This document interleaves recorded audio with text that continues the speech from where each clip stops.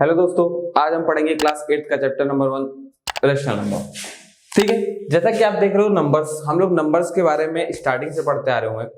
कभी हमने even number के बारे में पढ़ा, ऑड नंबर के बारे में पढ़ा, नेचुरल नंबर पढ़ा, होल नंबर पढ़ा। हर कोई ना कोई अपनी कैरेक्टरिस्टिक्स होती है, कुछ ना कुछ चीजें होती हैं कि यहां से यहां तक नंबर हमारे पास। अगर हम देखते हैं, हमने पढ़ा होल नंबर्स के बारे में। ठीक है, होल नंबर्स वो नंबर्स होते हैं जो जीरो से शुरू होते हैं, 1 2 3 एंड सो ऑन। ठीक है, सेकंड अगर हम लोग नेचुरल नंबर्स के बारे में पढ़ते हैं तो वो numbers, these number which starting from 1 and up to infinity. ठीक है, हमने होल नंबर के बारे में पढ़ा, नेचुरल नंबर के बारे में पढ़ा, हमने इवन नंबर्स पढ़े, हमने ऑड नंबर्स पढ़े। ठीक है, होल, नेचुरल, इवन, ऑड। इसके बाद हमने पढ़ा इंटीजर्स के बारे में पढ़ा।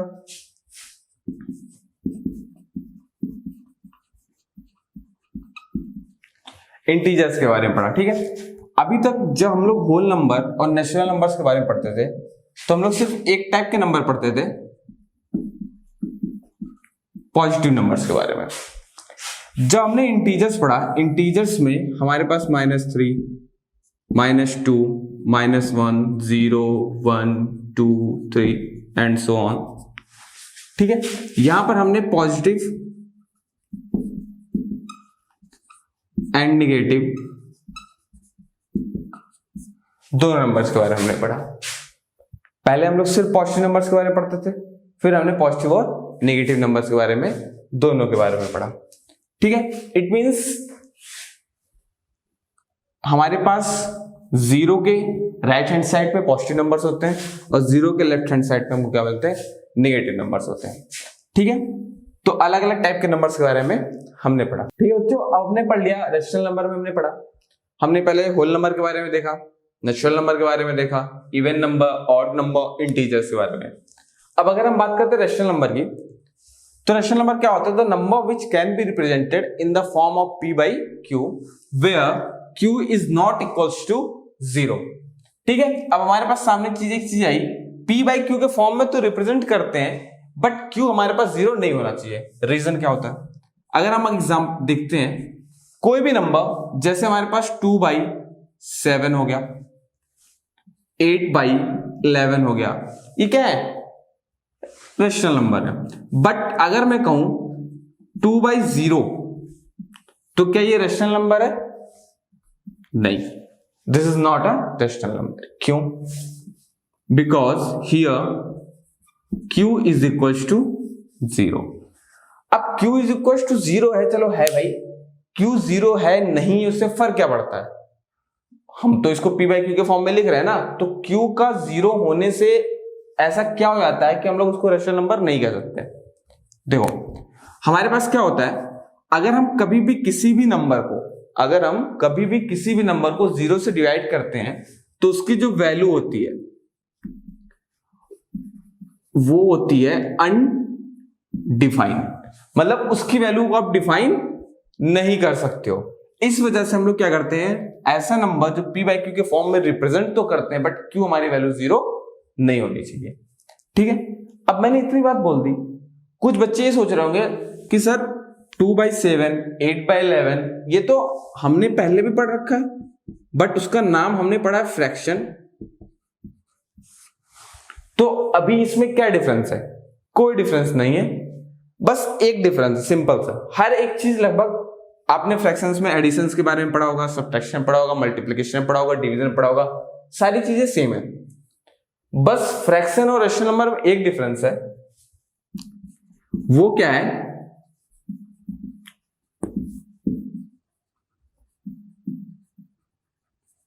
जो फ्रैक्शन होते हैं वो सिर्फ पॉजिटिव होते हैं, और जो रेशनल होते हैं वो पॉजिटिव और निगेटिव दोनों होते हैं। रेशनल नंबर सिर्फ पॉजिटिव होते हैं, पॉजिटिव और नेगेटिव दोनों होते हैं, और फ्रैक्शन सिर्फ पॉजिटिव होता है। ये बेसिक डिफरेंस होता है रेशनल नंबर और फ्रैक्शन में। अदरवाइज कोई डिफरेंस नहीं होता है। ठीक है, तो ये हमारे पास हुआ रेशनल नंबर्स के बारे में। अब इसमें हम लोग पढ़ेंगे क्या क्या। अगर हम इसमें बात करते हैं, हम लोग इसमें पढ़ेंगे रेशनल नंबर को नंबर लाइन पे रिप्रेजेंट करना। ठीक है, दूसरी चीज हमने पढ़ेंगे इसमें प्रॉपर्टीज के बारे में।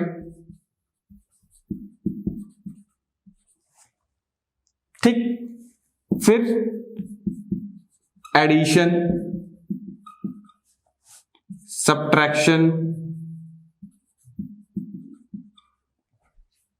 मल्टीप्लिकेशन,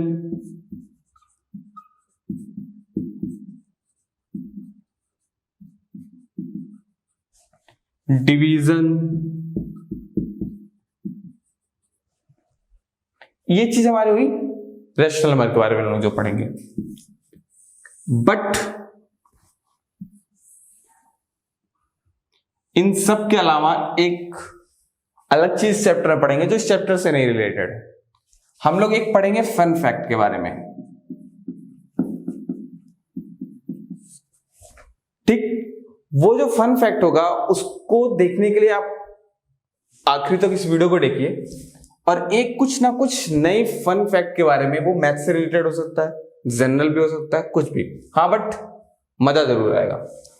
वो वीडियो के लास्ट में आप लोग को देखने को मिलेगा। ठीक है, ठीक है, तो अब हम लोग पढ़ेंगे सबसे पहले रेशनल नंबर में पहला नंबर लाइन के बारे में।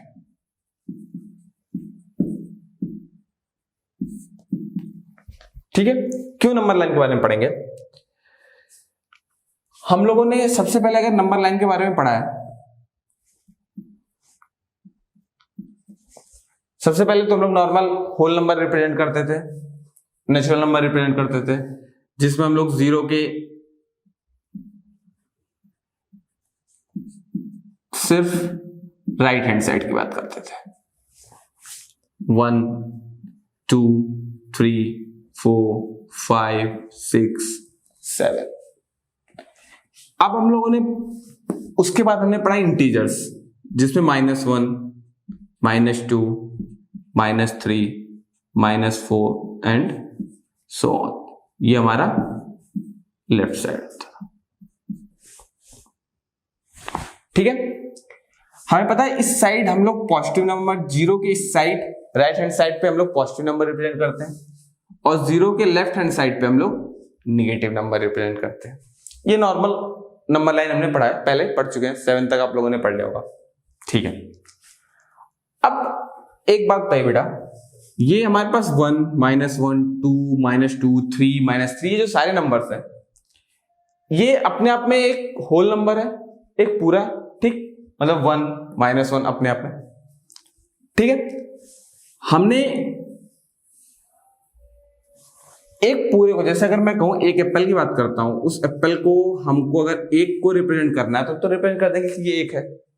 लेकिन अगर हमने फ्रैक्शन के बारे में पढ़ा है, ठीक है, ये 1 पार्ट है, इसको अगर हम लोग रिप्रेजेंट कर रहे हैं 1/4 से, तो क्या जो 1/4 होगा वो यहां पर आ रहा होगा?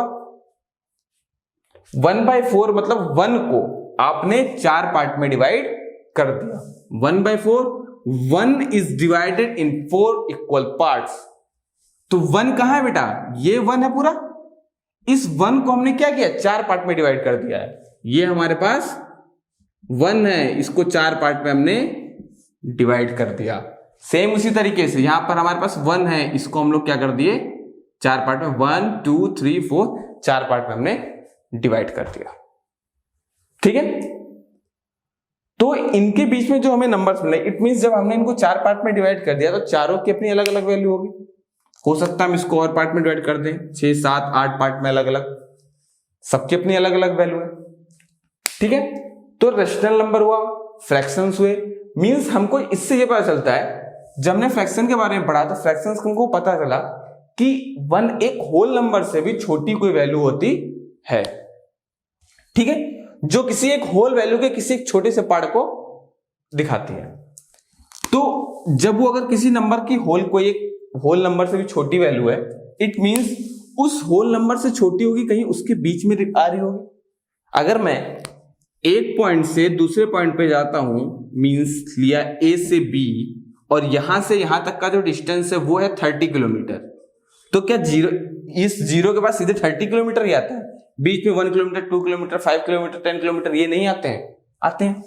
ठीक, इट मींस अगर मैं कहूं कि जैसे अगर मेरे पास एक एप्पल है, जैसे मैंने बताया, उस एप्पल को मैंने 4 पार्ट में डिवाइड कर दिया, ठीक है, तो एक एप्पल तो अपने आप में पूरा एप्पल है। अब इन एप्पल्स को अगर हम इन चारों पार्ट को एक साथ अलग अलग करके जोड़ेंगे तब भी तो हमारे पास एक पूरा एप्पल ही मिलेगा ना। हमने अलग अलग पार्ट को जोड़ दिया, ठीक है, एक पार्ट ये हो गया हमारे पास, एक पार्ट ये हो गया हमारे पास, एक पार्ट ये हो गया हमारे पास, एक पार्ट ये हो गया। इन चारों पार्ट को अगर हम ऐड करते हैं तो हमारे पास एक एप्पल बन जाएगा ना। उसी तरीके से हम लोग किसी एक नंबर को अलग अलग जितने पार्ट में डिवाइड करेंगे, लेकिन अगर हम उन सारे पार्ट को जोड़ देते हैं तो हमारे पास क्या बन जाता है? एक होल नंबर बन जाता है। इट मींस वो छोटे छोटे पार्ट्स मिला के हमारे पास क्या बना रहे होंगे? एक होल नंबर बन रहा होगा, और वो कहां रिप्रेजेंट होते होंगे? उनके बीच में। तो ये तो नॉर्मल चीज है। अब इसको हम लोग रिप्रेजेंट करेंगे कैसे? ठीक है, अब हम लोग रेशनल नंबर को नंबर लाइन पे रिप्रेजेंट करेंगे, ठीक है। अब अगर हम एग्जांपल लेते हैं 1/4, इसे हमें रिप्रेजेंट करना है। नंबर लाइन बनाया हमने, ये 0 हो गया, यहां पर कोई नंबर -1 हो गया, यहां हमने -2 रिप्रेजेंट कर दिया। इसके बाद हमारे पास इधर 1 2 3, ओके, ये नॉर्मल। अब हमें रिप्रेजेंट करना 1/4। तो देखो बेटा, मैथ में सबसे बड़ी, अगर मैं एक बात बताऊं कि मैथ जो होता है ना, सबसे इजीएस्ट सब्जेक्ट होता है अगर कहा जाए तो। इजीएस्ट इन द सेंस कि ये एक ऐसा सब्जेक्ट है जिस सब्जेक्ट को हमें कभी याद नहीं करना पड़ता है। हमें सिर्फ एक काम करना होता है, वो तो समझना, हमें याद नहीं करना पड़ता। इसके अलावा हम जो भी सब्जेक्ट पढ़ते हैं उन सारे सब्जेक्ट को हम लोग कहीं ना कहीं किसी ना किसी तरीके से याद करना पड़ता है। उनके क्वेश्चन आंसर्स हो गए, उनमें कोई नोट्स हो गए, एमसीक्यूज हो गए, फिल इन द ब्लैंक्स, अलग चीजें। बट मैथ में कभी हमें याद नहीं करना पड़ता, हमें सिर्फ समझना होता है। इसको भी देखिए, इसे समझने की चीज है। 1/4 जैसा कि मैंने पहले बताया और आप लोग को भी पता होगा कि 1/4 का सिर्फ सिंपल से एक मतलब है, कोई एक चीज है जिसको हमने 4 पार्ट में डिवाइड किया है, ठीक है। डिनोमिनेटर रिप्रेजेंट करता है कि हम किसी भी पार्ट का, किसी भी चीज का हम लोग कितने पार्ट में डिवाइड कर रहे हैं, कितने पार्ट में बांट रहे हैं उसे। तो 4 रिप्रेजेंट कर रहा है कि जो चीज हमारे पास, जो भी चीज है या जो भी हमारे पास नंबर है, उसको हमने 4 पार्ट में डिवाइड किया है। किसी एक चीज को हमने 4 पार्ट में डिवाइड किया है। तो अगर हमने किसी एक चीज को 4 पार्ट में डिवाइड किया तो ये एक चीज है, इसको 4 पार्ट में डिवाइड करते हैं। 1 2 3 4, 4 पार्ट में डिवाइड कर दिया हमने। 1 2 3 4, 4 पार्ट में डिवाइड कर दिया, ठीक है। तो जो उस चीज का जो पहला पार्ट होगा वो क्या होगा? 1/4। जब 2 पार्ट होंगे तो 2/4, 3 पार्ट होंगे 3/4, और 4th वाला जो होगा वो 4/4। उसी तरीके से 5/4, 6/4, 7/4 और ये 8/4। अब देखो 4/4 जो है वो 1 के बराबर, क्लियर। 8/4 2 के बराबर। हमें रिप्रेजेंट करना क्या था? 1/4। देखो यहां पर ये 1/4 आ गया, हमने इसको रिप्रेजेंट कर दिया। उसी तरीके से अभी हमारे पास अगर होता ये 7/4 तो यहां हो जाता 7/4, ठीक है। एक एग्जांपल और लेते हैं। हमें मान लो रिप्रेजेंट करना है 5/3। अभी तक हमने देखा कि ठीक है। अब 5/3 मतलब यहां पर क्या है? किसी एक पार्ट को हम लोग कितने पार्ट में डिवाइड कर रहे हैं? 3 पार्ट में डिवाइड कर रहे हैं। ये हमारे पास 0, ये हमारे पास 1, ये हमारे पास 2, ये हमारे पास 1 माइनस माइनस, ये हमारे पास 2, ये हमारे पास 3। 0 1 कितने पार्ट में डिवाइड कर रहे हैं किसी को? 3 पार्ट्स में, तो 1 2 3 1 2 3 1 2 3। ये क्या हो गया हमारे पास? 1/3, ये 2/3, 3/3, 4/3, 5/3, 6/3। ठीक है, और ये हमारे पास 5/3 हमने रिप्रेजेंट कर दिया। ठीक है, आप लोग एक चीज देख रहे होगे यहां पर भी, जो 1 आया वो 4/4 आया, 2 आया 8/4 आया, 1 आया 3/3 आया, 2 आया 6/3 आया। ठीक है, मतलब कि यहां पर अगर आप एक चीज देख रहे होगे, जब कभी भी हम लोग किसी चीज को जितने पार्ट में डिवाइड कर रहे हैं, जब उन सारे पार्ट को हम लोग काउंट कर रहे हैं तो उसकी वैल्यू क्या साथ में जोड़ रहे हैं तो उसकी वैल्यू कितनी आ जा रही है? एक कंप्लीट होल नंबर। ठीक है, जैसे हमने 3 पार्ट में डिवाइड किया, तो जब 3 पार्ट को पूरे को एक साथ जोड़ रहे हैं तो हमारे पास आंसर कितना आ रहा है? एक होल नंबर। उसी तरीके से 4 पार्ट में डिवाइड किया, तो हमने 4 पार्ट को जब कंप्लीटली ऐड कर रहे हैं तो हमारे पास क्या आंसर आ रहा है? 1 आ रहा है। ठीक है, क्लियर? ये हमारे पास नंबर लाइन होता है। हमने नंबर लाइन के बारे में पढ़ लिया। अब हमें पढ़ना है कि रैशनल नंबर्स रिप्रेजेंट करना है किसी 2 नंबर के बीच में। हमने स्टार्टिंग में पढ़ा, हमको पता है कि कोई सा भी 2 नंबर हो, कोई सा भी नंबर हो, 2 1 कोई सा भी नंबर हो, हर एक नंबर को हम लोग इन the form of rational number represent कर सकते हैं। मतलब कि अगर हमारे पास 2 है तो हम लोग उसको 2/1 कर देते हैं तो एक रैशनल नंबर बन जाता। ठीक है, उसी तरीके से अब हमको क्या करना है? रैशनल नंबर को रिप्रेजेंट करना है। एक एग्जांपल के साथ हम लोग लेके चलते हैं। हमसे मान लिया कह दिया, क्वेश्चन आता हमारे पास, रिप्रेजेंट और find 10 rational number between 2 and 5। 2 और 5 के बीच में हमको 10 रैशनल नंबर बताने हैं। ओके, तो सबसे पहली बात है कि जब हमको रैशनल नंबर बताने हैं तो हम लोग इसको भी रैशनल नंबर के फॉर्म में कन्वर्ट कर लेते हैं। मतलब कि 2/1 और 5/1 के बीच में हमको 10 रैशनल नंबर बताने हैं। क्लियर? अब क्या करना है, अगर हम देखें एक चीज ध्यान से, तो 2/1 और 5/1 के बीच में हमको बेसिकली सिर्फ 2 रैशनल नंबर मिलना है, 3/1 और 4/1। अब क्या करें? ठीक है, अब देखो हमारे पास सिंपल क्या करते हैं, हम इन रैशनल नंबर का इक्विवेलेंट नंबर निकाल लेते हैं। कोई इक्विवेलेंट रैशनल नंबर निकाल लेते हैं। आपको पता है इक्विवेलेंट क्या होते हैं? बेसिकली हमारे पास अगर हम क्या करते हैं, इसमें दोनों में अगर हम लोग 10 का मल्टीप्लाई कर देते हैं तो हमारे पास वैल्यू क्या आ जाती है? 20/10 एंड 50/10। ठीक है, चलो ये तो नहीं करते। आप कहोगे सर आपने तो अपनी मर्जी से कर दिया, 10 का क्यों मल्टीप्लाई करें? 10 का क्यों करें? कोई जरूरी नहीं है। आप जिस भी नंबर का मल्टीप्लाई करना चाहो आप मल्टीप्लाई कर सकते हो। 2 1 2 3 4 5 10 100 12 15 कुछ भी। 10 100 देखो, हम लोग कोई चीज अगर हम लोग पढ़ते हैं, मैथमेटिक्स एक बेसिकली एक तरीके की एक मतलब कि अगर आप देखो हमारी जो नेचुरल एक्टिविटीज होती हैं, जो हमारी नेचुरली जो हमारे सराउंडिंग में जो चीजें घटती हैं, उसी को सॉल्व करने का एक मेथड है मैथमेटिक्स। ठीक है, हम लोग अपने आसपास जो एक्टिविटीज होती हैं उन एक्टिविटीज को एक नॉर्मल, एक सरल, एक इजी मेथड से सॉल्व करने की कोशिश करते हैं। और जो भी हम लोग मैथमेटिक्स में आगे डे बाय डे पढ़ते जाते हैं वो सिर्फ इसलिए पढ़ते हैं क्योंकि जो हम लोग नया पढ़ने वाले हैं उस नए पढ़ने वाले को या कुछ उससे टफ दिखने वाले पढ़ने वाले को कुछ एक प्रॉपर्टीज, कोई एक मेथड, कोई एक आइडेंटिटी, इन सब की बेसिस पे हम उन्हें क्या कर सकें? इजी कर सकें। आप अगर कोई काम आपको कहा जाता करने के लिए तो आप सबसे पहले क्या सोचते हो कि उस काम को किस तरीके से इजी किया जाए, ये नहीं सोचते हो कि टफ कैसे किया जाए।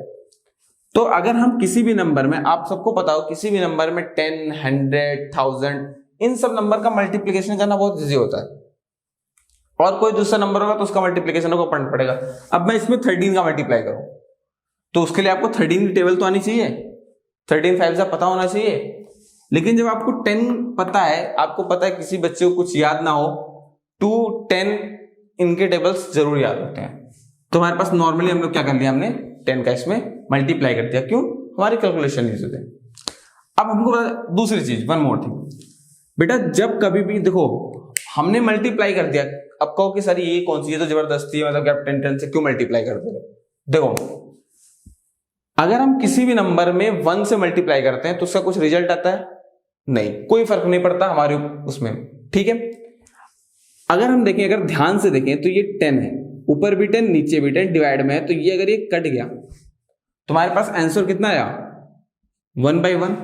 मतलब हमने इन नंबर में कुछ मल्टीप्लाई नहीं कर रहा, 1/1 का किया है, मतलब कुछ भी नहीं किया है। तो हम लोग जो भी नंबर अगर किसी का मल्टीप्लाई कर रहे हैं तो बेसिकली हम लोग सिर्फ कहने के लिए हम लोग 10/10 का मल्टीप्लाई कर रहे हैं, हमने सिर्फ उसका इक्विवेलेंट निकाला है, एक उसका 10th प्लेस पे आने वाला एक हमने इक्विवेलेंट निकाला है। बेसिकली इक्विवेलेंट मतलब कि आपका नंबर वही है बट उसके इक्वल है, वो आपने उसको मल्टीप्लाई करके नेक्स्ट नंबर तो लिख दिया है 10th प्लेस का, बट कहीं ना कहीं अगर हम उसको लोएस्ट फॉर्म में कन्वर्ट करेंगे तो आपके ओरिजिनल नंबर के फॉर्म में वो आ जाएगा। जैसे हमारे पास 20/10 है, अगर हम इसको सॉल्व करते हैं तो 2/1 आ जाएगा। मतलब हमने इससे मल्टीप्लाई कुछ भी नहीं किया है, कोई भी एक्स्ट्रा चीज ना किया है ना हम कर सकते हैं। हमारे पास क्वेश्चन 2/1 और 5/1 के बीच में रिप्रेजेंट करना है, ना कि किसी और नंबर के बीच में, और ये भी 2/1 है, ये भी 5/1 है, तो हमने क्वेश्चन के साथ कोई भी छेड़छाड़ी या कुछ भी गलत नहीं किया है। जो हमसे कहा है हमने सिर्फ वही किया है। अब यहां पर तो सिंपल दिख रहा होगा आप लोग को, 20/10 और 50/10 के बीच में मैं 10 क्या आपसे 25 नंबर कहूंगा तब भी आप रिप्रेजेंट कर दोगे। तो हमको सिर्फ 10 करना है, तो ये हो गया 21/10, 22/10, 23/10, 24/10, 25/10, 26/10, 27/10, 28/10, 29/10 और 30/10। ये सारे नंबर रिप्रेजेंट हो गए। ठीक, एग्जाम्पल और करते हैं। हमें 5 रेशनल नंबर करने हैं रिप्रेजेंट।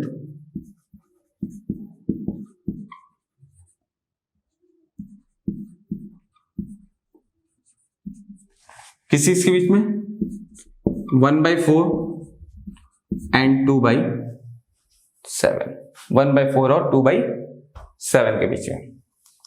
अब देखोगे अभी तक हमारे पास डिनोमिनेटर सेम था, ठीक है, अब डिनोमिनेटर अलग हो गया। अब क्या करेंगे, जैसे सिंपल सी चीज हमने पढ़ी थी स्टार्टिंग में, जब फ्रैक्शन हमने पढ़ा था, फ्रैक्शन हमको पता है कि अगर हमारे पास कोई दो नंबर दिए हुए हैं, दो फ्रैक्शन दिए हुए हैं, अभी हम लोग रेशनल नंबर की बात कर रहे हैं तो रेशनल नंबर की बात करते हैं, हम लोग क्या करेंगे, उनको सेम करने के लिए सबसे पहले क्या करते हैं, हम लोग किसी भी नंबर को सॉल्व करने के लिए उनका डिनोमिनेटर सेम करते हैं। तो हमारे पास 1/4 है और 2/7 है। इनका अगर हम लोग को डिनोमिनेटर सेम करना है तो 4 और 7 का अगर हम लोग एलसीएम लेते हैं, ठीक है, 4 और 7 का हमने क्या लिया, एलसीएम लिया, 2 2 जा 4, 7, 2 1 जा 2, 7 और 7 1 जा 7, 2 2 जा 4, 4 7 जा 28। मतलब कि 4 में 7 का और इसमें 4 का। और अभी हमने बात किया, जब कभी भी हम लोग के पास क्वेश्चन अगर होता है तो हम लोग क्वेश्चन को नहीं बदल सकते हैं। 1/4 का है और 2/7 का है तो 1/4 और 2/7 ही करेंगे। इट मींस अगर हमने नीचे 7 का मल्टीप्लाई किया ऊपर भी 7 का करेंगे, और नीचे 4 का किया तो ऊपर भी 4 का करेंगे। तो ये वैल्यू हमारे पास हो जाती है 7/28 और ये हो जाती है 8/28। अब 7 और 8 के बीच में हमको क्या करना, 5 रेशनल नंबर रिप्रेजेंट करना, सिंपल। अब हमारे पास आ गया 7/28 और 8/28, दोनों में हमने 10 10 का मल्टीप्लाई कर दिया। ये हो गया हमारे पास 70/280 और ये हो गया हमारे पास 80/280। इनके बीच में हमको 5 रेशनल नंबर रिप्रेजेंट करने हैं। 71/280, 72/280, 73/280, 74/280 और 75/280। ठीक है, तो ये हमारे पास रेशनल नंबर जिसमें हम लोग नंबर्स को रिप्रेजेंट कर रहे हैं। किसी दो रेशनल नंबर के बीच में हम लोग को क्या करना है, नंबर को रिप्रेजेंट करना है। हमने नंबर लाइन के बारे में पढ़ लिया, रेशनल नंबर को रिप्रेजेंट कर लिया। अब हमारे पास जो नेक्स्ट हमारे पास सिस्टम आता है वो आता है प्रॉपर्टीज के बारे में।